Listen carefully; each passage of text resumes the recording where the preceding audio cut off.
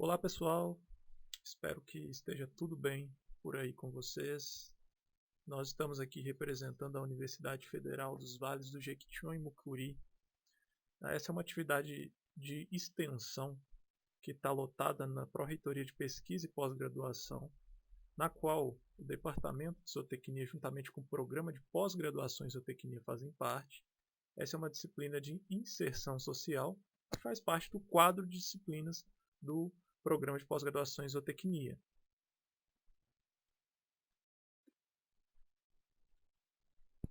Bom, vocês ainda não me conhecem, mas eu sou o Gleidson, sou zootecnista, atualmente faço parte do Programa de Pós-Graduação em Zootecnia da UFVJM. A minha presença aqui é apoiada pela CAPES e também pela Pró-Reitoria de Pesquisa e Pós-Graduação da nossa universidade. Antes da gente começar o nosso bate-papo, é interessante falar que essa atividade é orientada pelo professor Cleub, que é lotado no Departamento de Zootecnia e também faz parte do Programa de Pós-Graduação em Zootecnia. E também, pessoal, é interessante vocês se inscreverem no nosso canal, ativarem as notificações e caso gostem desse vídeo, dê um curtir aí pra gente, dá um joinha para que esse vídeo chegue a mais pessoas. Também para ajudar na divulgação do nosso trabalho aqui na universidade. Então, meus caros e minhas caras, o artigo que utilizamos como base para essa conversa que teremos hoje tem o título de Lutando contra a segunda onda da Covid-19. Os produtos apícolas podem ajudar no combate à pandemia? Além desse artigo que nós utilizamos aqui, também tem um pouco do conhecimento que foi adquirido no decorrer do tempo até aqui. A título de curiosidade, esse artigo foi publicado na Saudi Journal of Biological Science. Essa revista pertence ao Departamento de Bioquímica do Colégio de Ciências da Universidade King Saud, na cidade de Riad, na Arábia Saudita. Aqui no Brasil, essa revista ocupa o Qualis A1 da CAPES, então é uma revista conceituada a nível nacional. O fator de impacto global dela é de 2,8. Vocês poderiam estar perguntando, o que é esse Qualis, o que é esse fator de impacto. Esse fator ele mede o número médio de citações recebidas em um determinado ano por artigos publicados na revista durante os 2 anos anteriores. Então isso diz respeito à importância que esse paper tem para a comunidade acadêmica. Vale destacar também que é um artigo de revisão, então vários autores de diversos países contribuíram para resolver esse problema, essa hipótese inicialmente definida por eles. Falando aqui brevemente da síntese da nossa apresentação de hoje, nós dividimos ela em uma breve introdução. Depois nós vamos falar um pouco sobre os produtos dessas abelhas, destacar alguns desses produtos e no final a gente faz um fechamento desse bate-papo. Bora conversar então, pessoal. Provavelmente vocês já sabem, mas não é a primeira vez e também não será a última que nós passamos por um momento de pandemia. Tendo em vista que hoje em dia nós estamos muito mais próximos, muito mais conectados, até mesmo pela evolução dos meios de transporte, isso pode levar a uma maior disseminação dessas possíveis infecções que venham nos acometer. Também é interessante falar que não é a primeira vez que nós temos surtos de corona por aí. Em 2002 nós tivemos um primeiro surto, que foi a SARS-CoV-1 na China. Em 2012 tivemos um outro surto, que foi com a MERS-CoV. Em 2019 esse terceiro surto, também na China, com a Covid-19, a SARS-CoV-2, e que em 2020 levou status de pandemia. E por que levou status de pandemia? Porque ele se diferencia dos outros vírus, dos outros surtos, pela sua maior taxa de transmissibilidade. Então ele é um vírus muito mais contagioso que os demais. Isso traz para a gente uma série de problemas. É interessante comentarmos com vocês também e afirmarmos que não há tratamento precoce para essa doença, não há tratamento preventivo para essa doença ainda. Já ouvi falar que o impeachment pode ser um tratamento precoce. Porém, enquanto nós não o temos, nós temos que apostar todas as nossas fichas na vacinação. nas vacinas, na vacinação em massa. Vale a pena a gente afirmar também que essa alta taxa de circulação pode levar a novas variantes. Então, conforme mais o vírus se circula, ele tende a ter algumas mutações que podem levar a uma maior taxa de letalidade, uma maior taxa de transmissibilidade. Isso se dá pelo descontrole que até nós vivemos no momento. É interessante comentarmos também que nesse momento de pandemia nós tivemos muita desinformação, muitas mentiras, até mesmo pelos órgãos institucionais, pelo governo federal. Isso levou a esse descontrole total da pandemia que nós temos atualmente, gerando exatamente nessas novas variantes que estão ocorrendo no nosso país. Vale a pena comentar também o que eu chamo de terraplanismo acadêmico, que seria uma interpretação tendenciosa de trabalhos que foram realizados nos surtos anteriores de corona.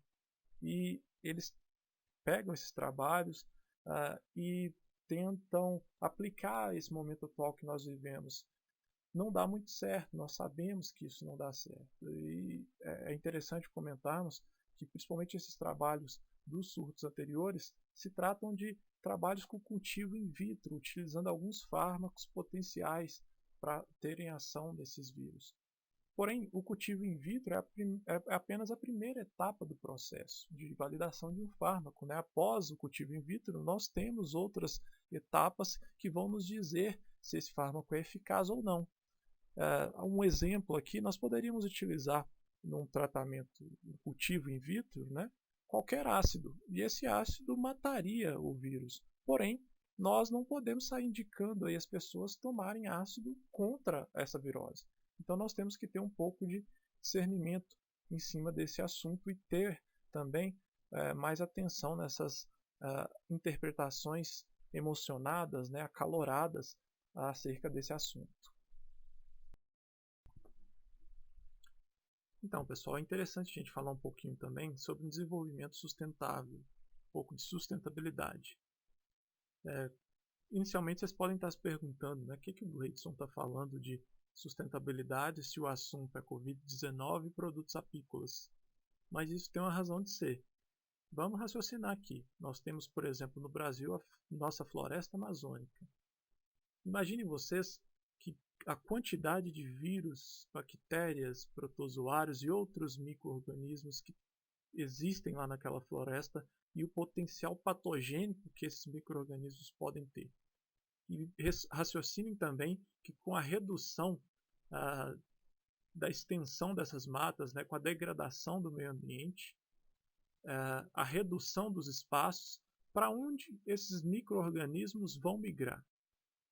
Então é interessante a gente fazer essa analogia, porque tem tudo a ver com a origem do vírus lá na China. Então, a redução da área de mata, a área natural do local, o consumo de um produto de caça oriundo da natureza, mal processado, tudo bem que tem um pouco de fatores culturais aí, mas não vem ao caso agora, e essa pessoa acaba ingerindo um alimento que veicula esse patógeno para a pessoa, isso se torna uma pandemia.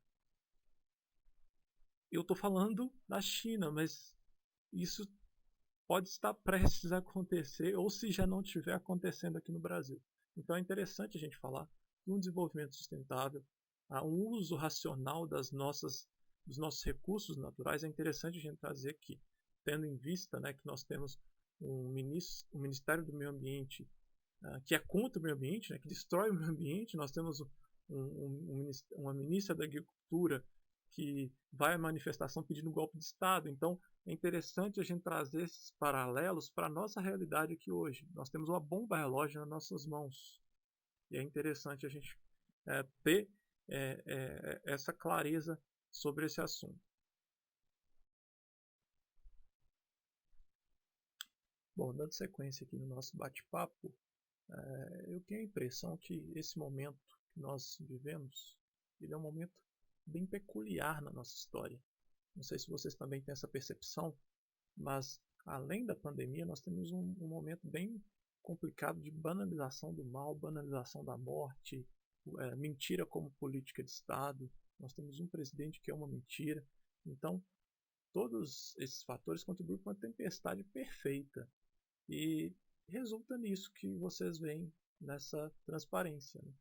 Notícias falsas, mentiras sendo divulgadas. E o acesso à informação hoje é muito fácil, ele acaba fazendo que essas coisas se disseminem de forma muito rápida. E o senso crítico, por outro lado, das pessoas, ele é muito baixo. Então, as pessoas acabam tendo isso como verdade absoluta. Não só essa notícia mentirosa dizendo que a própolis cura o coronavírus se espalhou por aí, mas outras, como vocês provavelmente viram ou receberam, falando que antiparasitário também cura a Covid, vermífugo previne a Covid, antibiótico previne a Covid, aplicação de ozônio retal cura a Covid, a imunidade coletiva. Tem umas pessoas que deliram nesse ponto, para vocês terem noção. E isso às vezes é veiculado não só pelas nossas redes sociais, mas vocês veem em certas rádios, vocês veem isso sendo veiculado em certas TVs. Então, o senso crítico nesse ponto é importante. Então, a gente tem que sempre duvidar dessas notícias apetitosas que chegam até nós. E esses mitos, todos que foram divulgados de forma errônea, de forma até intencional nesse momento, a nossa ideia aqui é quebrar um pouco isso, trazer luz, trazer um pouco de ciência e de fatos em cima desses mitos que foram divulgados. A palavra mito ela tem várias definições. A que eu prefiro é que o mito é uma ideia falsa, é o que distorce, é o que não corresponde à realidade, que não corresponde a ela. Então, a ideia dessa conversa nossa é clarear um pouco essa nebulosidade que vem em torno disso tudo. Então, a própolis não cura o coronavírus. A própolis, tal qual os outros produtos das abelhas, são alimentos funcionais. Então, são alimentos que contribuem para a manutenção do bom funcionamento do nosso sistema imune. E isso que nós podemos utilizar de alguma forma para nos manter um pouco protegido das infecções provocadas aí pelo vírus corona. Bom, meus amigos, como nós conversamos no slide anterior, né, nós vivemos um momento de muita desinformação. Então a nossa ideia aqui é trazer um pouco de fatos de ciência para vocês e com isso mostrar que não há tratamento precoce para a Covid-19. O que há são produtos, alimentos funcionais e que esses produtos têm alguma ação protetora e ajudem na manutenção do nosso sistema imune, fortalecendo a nossa imunidade. Existem alguns estudos que já comprovam a ação protetora desses alimentos funcionais para o nosso organismo. Dentre eles, os produtos apícolas também têm uma participação interessante dentro desses estudos. E isso é o que essa revisão que nós trouxemos se embasa. Então, ela faz um apanhado nos efeitos protetores e nos efeitos promissores que os produtos apícolas têm no sistema imune humano. Então, a nossa ideia aqui hoje é trazer um pouco dessa informação para vocês. E é interessante a gente falar em pesquisa feita recentemente que 26% da população brasileira, nesse momento de pandemia, fez o uso de algum medicamento ou algum tratamento preventivo ou precoce sem orientação médica e sem eficácia comprovada. E o que mais chama atenção é que dentre esses 26% da população brasileira, pessoas com maior poder aquisitivo e maior escolaridade são a maioria nessa percentagem. Então, para vocês terem noção que a desinformação ela afeta a todos, e principalmente as pessoas que têm maior poder aquisitivo, que têm também um maior acesso, um acesso mais fácil à tecnologia de informação hoje em dia.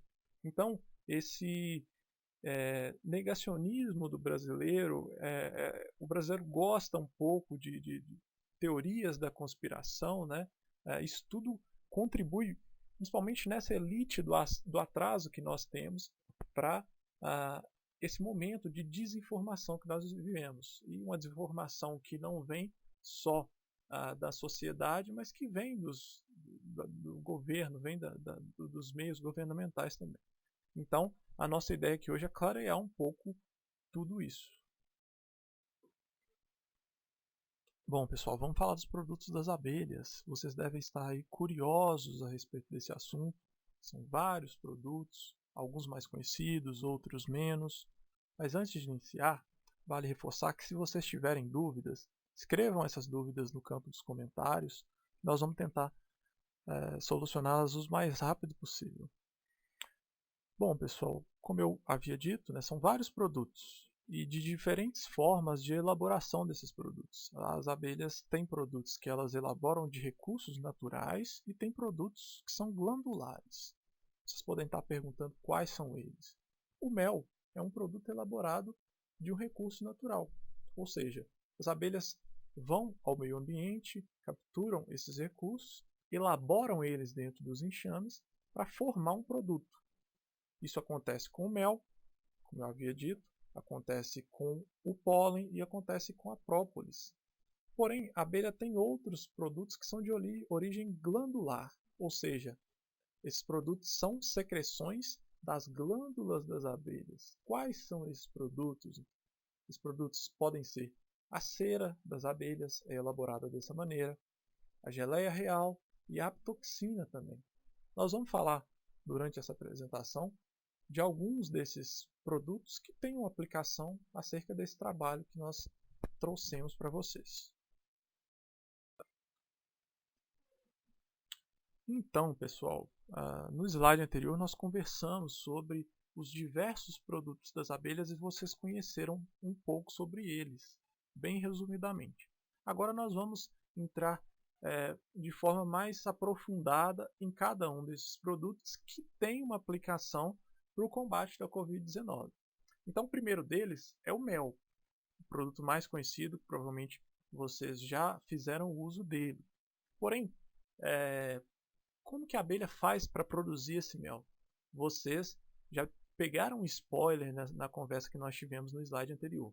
Porém, eu vou tentar agora, bem brevemente, mostrar como isso funciona. Então, já é sabido que a abelha vai na natureza buscar esses recursos. Mas, especificamente falando do mel, as abelhas visitam as flores e nas flores elas coletam néctar, armazenam esse néctar no papo delas e levam para a colônia. Nesse fator de sugar o néctar e armazenar no papo, são adicionados nesse néctar algumas enzimas que vão fazendo a quebra dos açúcares. Então, a sacarose e a frutose presente nesse néctar é quebrada em açúcares menores, glicose e outros açúcares para a formação do mel. E esse processo é um processo químico, mas também tem um processo físico, que é um processo de desidratação. Então a abelha ela retira parte da água desse néctar e isso tem um porquê de acontecer. Não só para melhorar o tempo de conservação, a duração desse produto dentro da colônia, mas também para reduzir espaço. A abelha é um animal que trabalha gerindo de forma eficaz o espaço. Então, ela reduz o volume desse produto para que possa armazenar por grande tempo na colônia. Esse processo de tanto quebrar os açúcares quanto desidratar o néctar para a formação do mel traz características muito interessantes que nós vamos falar na nossa próxima transparência.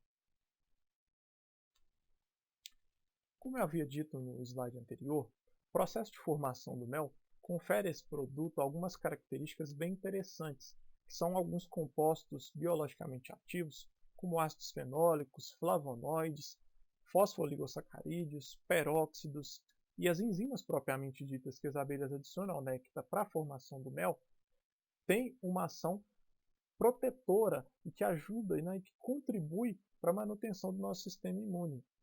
É interessante a gente falar nisso, principalmente da ação antimicrobiana que compostos do mel podem ter e podem promover ao nosso organismo. A ação antimicrobiana se dá pela presença de um peróxido de hidrogênio no mel. Esse peróxido de hidrogênio é formado a partir da quebra dos açúcares. Vocês podem estar aí se perguntando, o que seria peróxido de hidrogênio?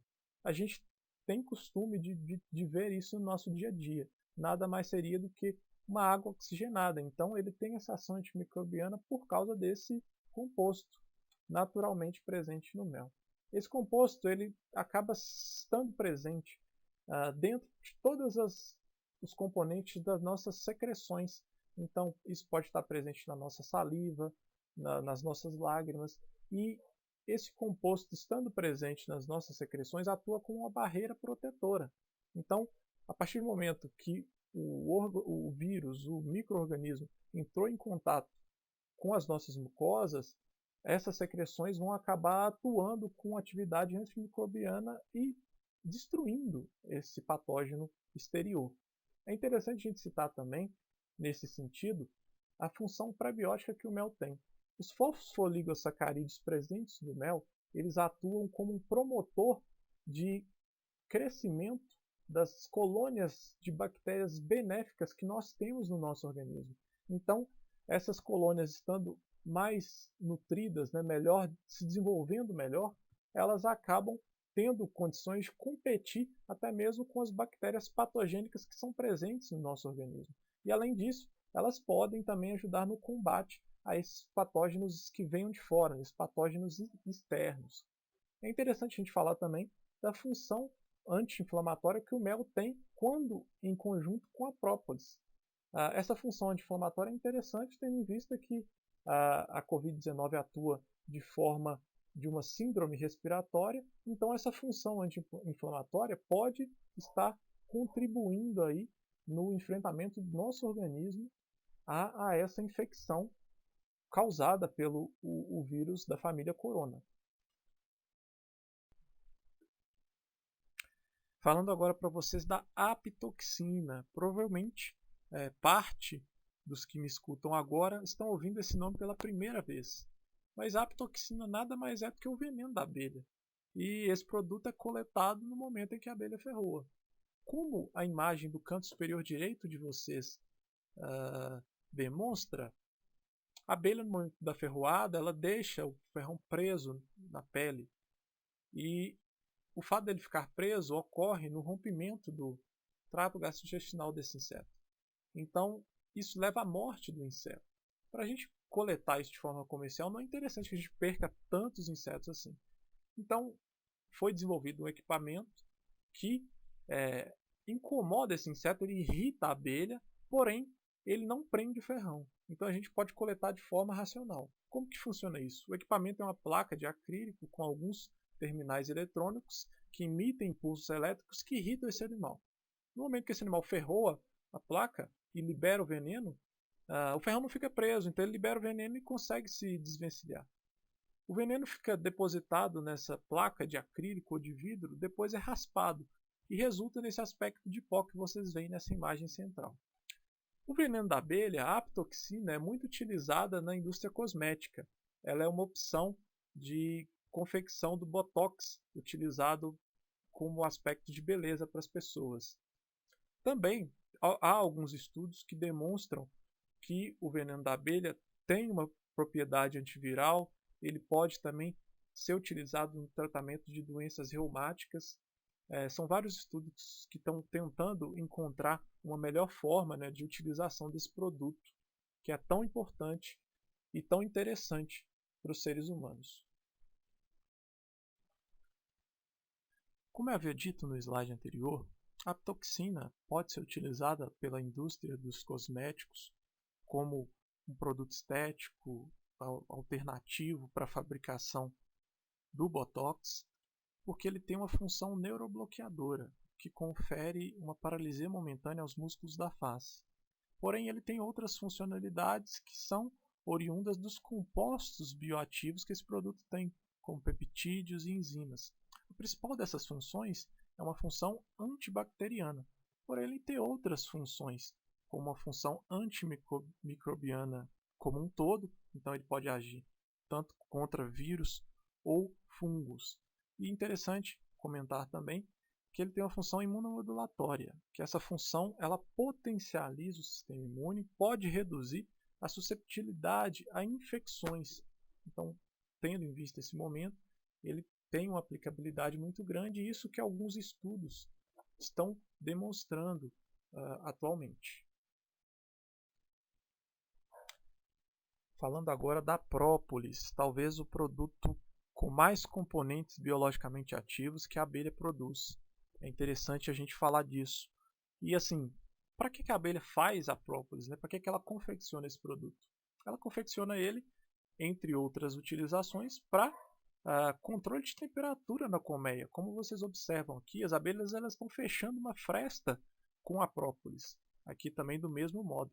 E nessa imagem superior direita aqui, a abelha utiliza a própolis para fazer a limpeza dos favos e das demais estruturas que estão dentro dos enxames. Então ela usa a própolis como um desinfetante. Então, só pela utilização da abelha, nós já temos noção da potencialidade que esse produto tem como um fármaco. Mas como que a abelha faz essa própolis?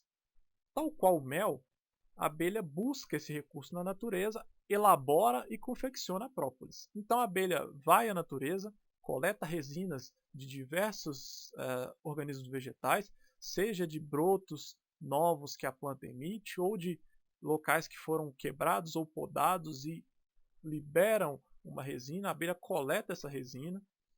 No momento que ela coleta e coloca essa resina na perna, numa estrutura chamada corbícula, e leva para a colônia.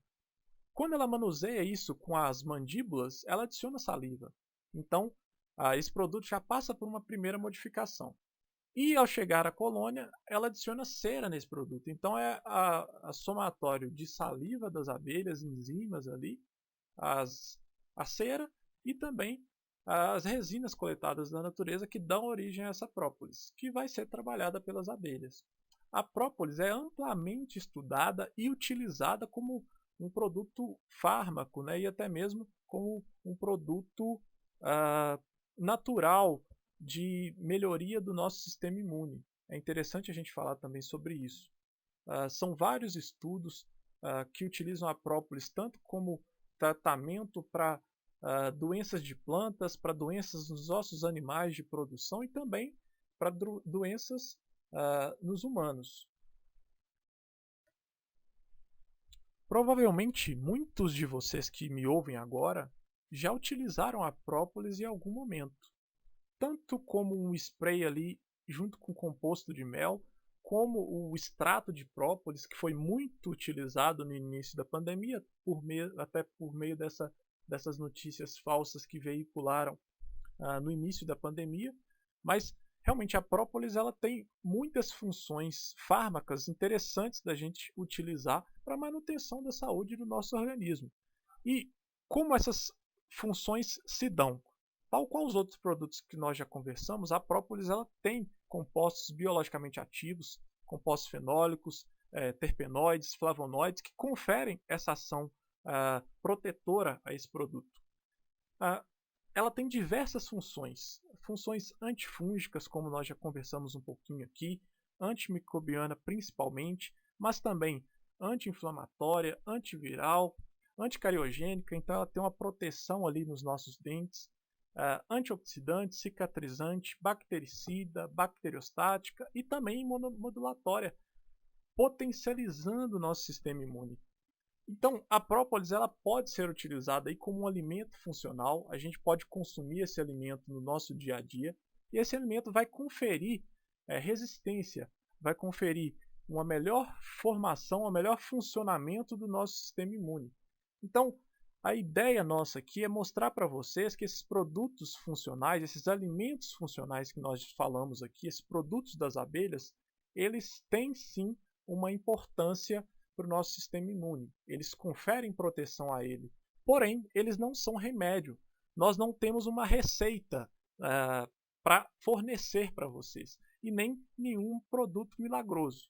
A própolis é sim um alimento funcional que ajuda o nosso sistema imune e também tem muita função protetora, como nós vimos aí, principalmente a função antimicrobiana. Dentre outras que nós citamos nessa conversa aqui. Bom, pessoal, para que possamos fechar essa conversa de hoje, a mensagem que fica é que sim, os produtos das abelhas podem ajudar no enfrentamento à Covid-19. como nós vimos ao longo dessa conversa, esses produtos são alimentos funcionais e auxiliam na manutenção do nosso sistema imune, fortalecendo. Por exemplo, a própolis dificulta a duplicação de diversos vírus. Os demais produtos das abelhas atuam como barreira nas possíveis infecções que venham a nos acometer.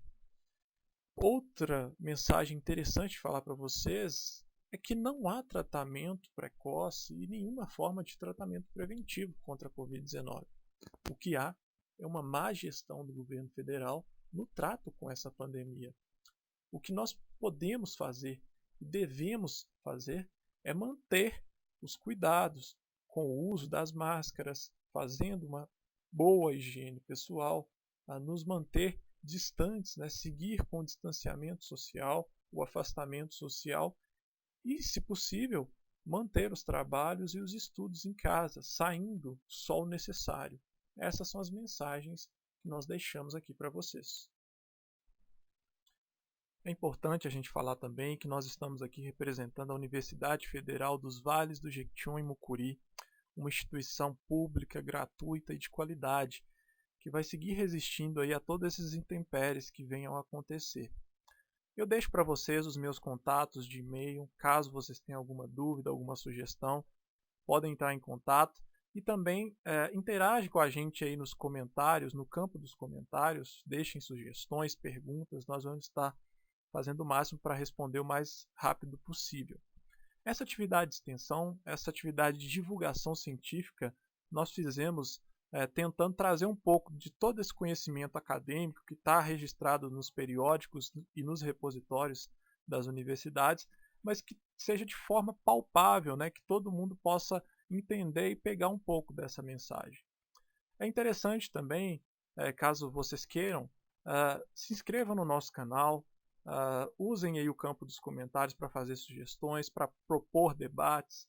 Caso vocês gostem do conteúdo, deem um joinha, deem um curtir nas nossas publicações, nos vídeos. E nós agradecemos vocês que nos escutaram até agora e aguardamos aí uma próxima conversa e uma próxima oportunidade para a gente estar tendo esse papo aqui bem saudável. Então, fiquem bem e até uma próxima.